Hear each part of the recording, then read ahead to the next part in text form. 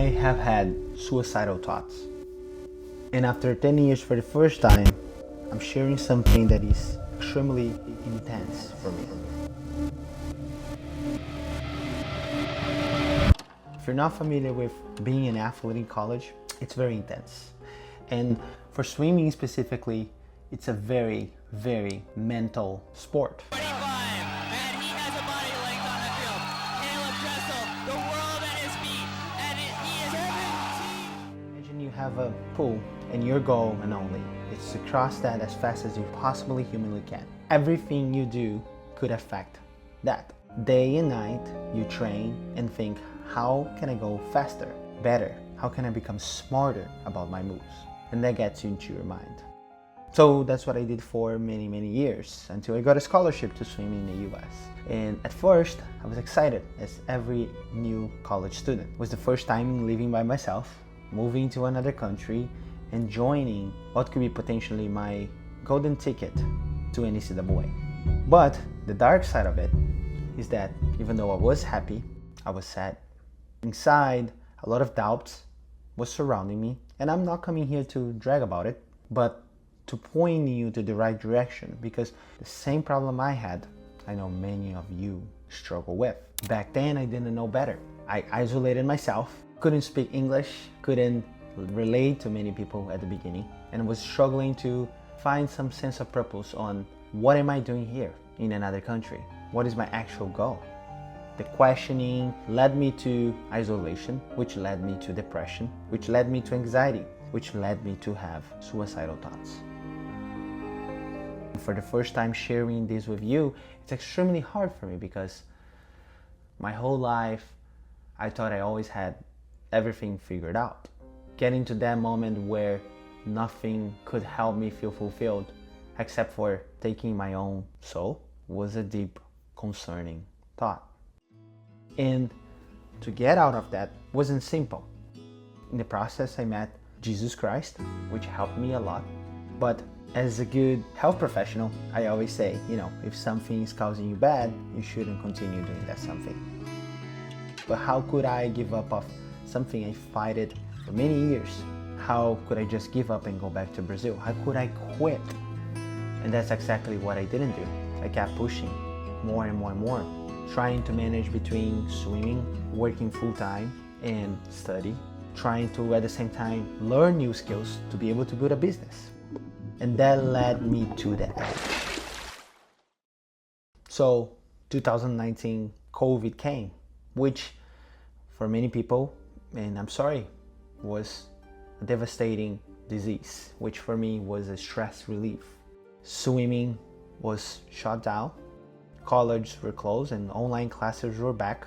And for the first time, I found myself not in need to survive, but to thrive. I could sit down and study, go through learning what I came here to learn, and focus on what was yet to come.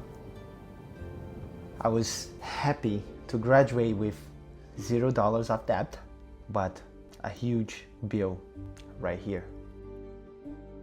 As soon as I graduated from college, I moved down to Florida from Pennsylvania and decided to pursue a career. But in the process, the thing that killed me the most, which was the pressure of being a swimmer outside of the country, working and studying, was also what I missed the most. The tricky parts of being a college swimmer is that there is a lot of involvement to it.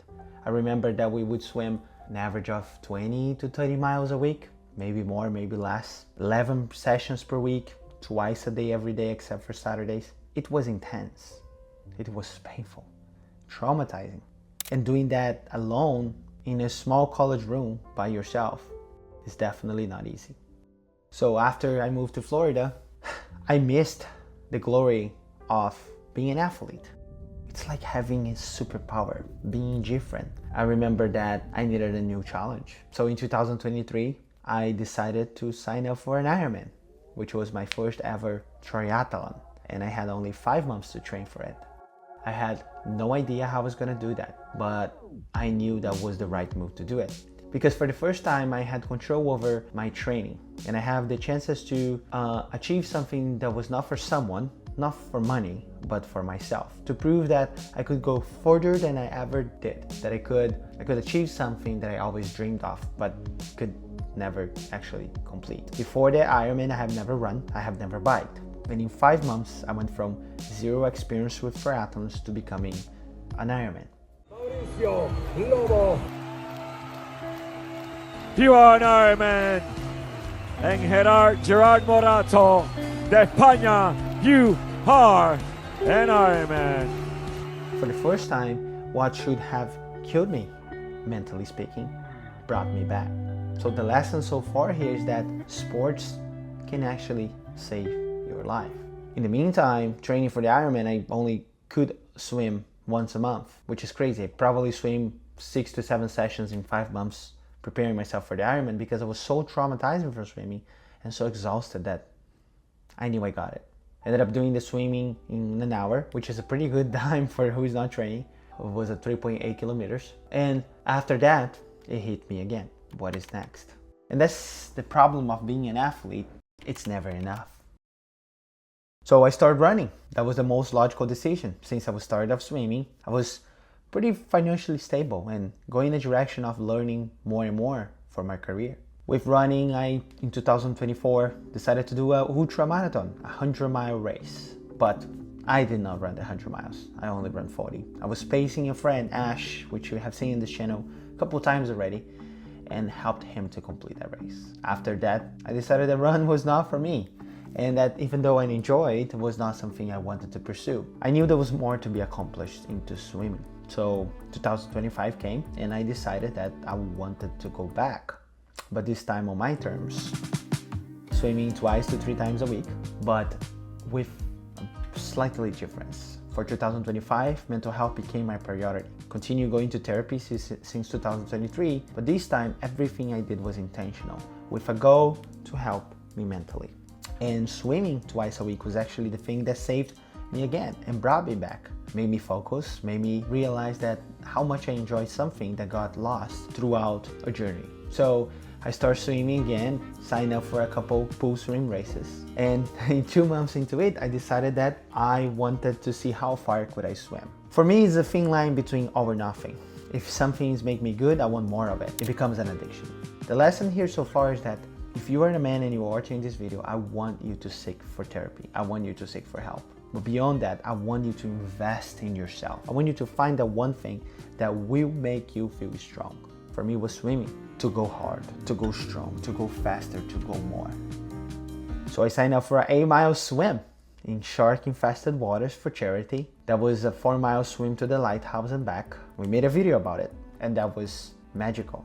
I never felt so good in open water swimming. I never felt so free, and was also one of the hardest challenges I ever done. Even though the Ironman and the ultramarathon are intense, staying in the water for that long, for some, you might be trained and you can do it. For me, it was just a battle to be back, and was a gift to be able to complete.